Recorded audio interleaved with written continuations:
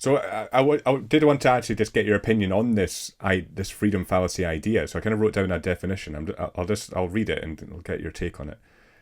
So it's the idea that we postpone freedom and peace until some future point in our lives when we're more successful or have more money or more control over our time. We tell ourselves, once I've built this life, then I'll be free.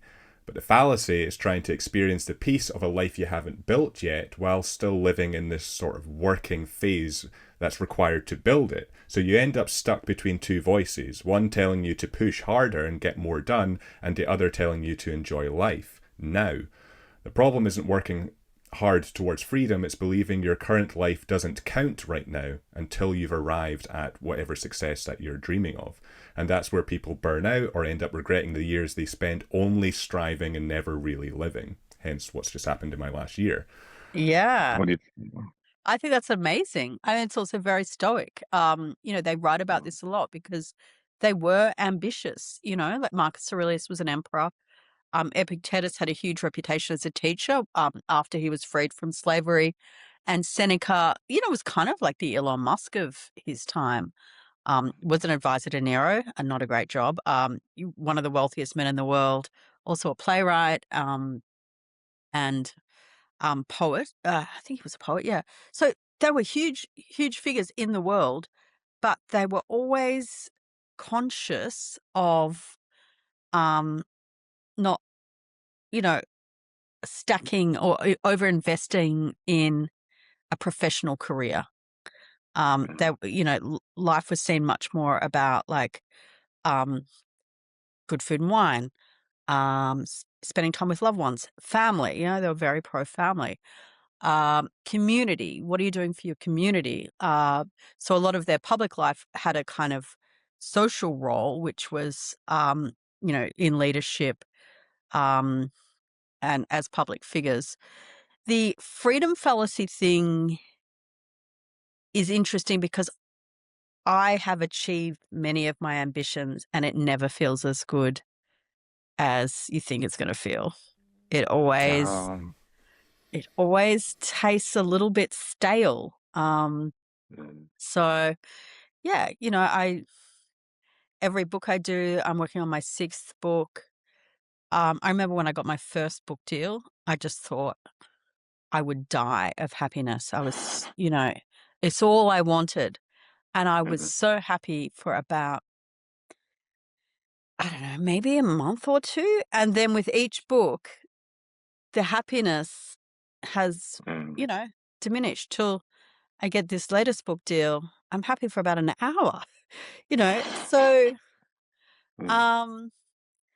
so I've had a real sort of, I've had a real rethink about ambition and, I've worked in I've worked in politics, the law, television. I've had a Netflix show, writing, and now I've ticked them all off, and it's like really interesting to be without any more ambitions. That feels extremely countercultural and quite uncomfortable because ambition actually gives you purpose and meaning. And if you're not ambitious for anything, if you've ticked a lot of things off, you can be left with, a bit of a scary void. And I think that's a really interesting place to be. So yeah, I would say, yeah, beware of being too ambitious.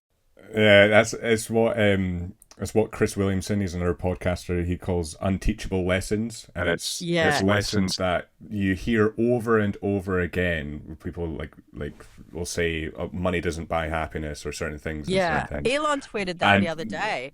Did you see that? Yeah. No, I didn't know.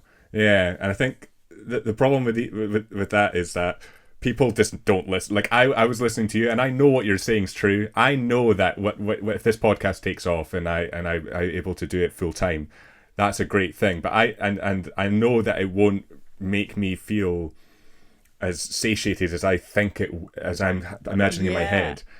but I'm still not listening to you. It's like an unteachable lesson. It's like you have to learn these lessons yourself almost. You can't, when someone else says it to you, you just don't, like everyone does it. Like you'll just listen and go, I'll be different. And I'm conscious of it, but I'm still, like it's still needed, you know? Also, you've got to, I think we're wired that way, actually. Otherwise, nothing would get done. Sure.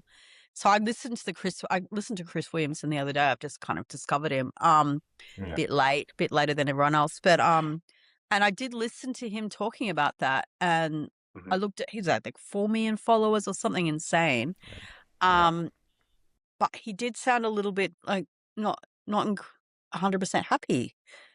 I think he was going through some stuff. So it's kind of and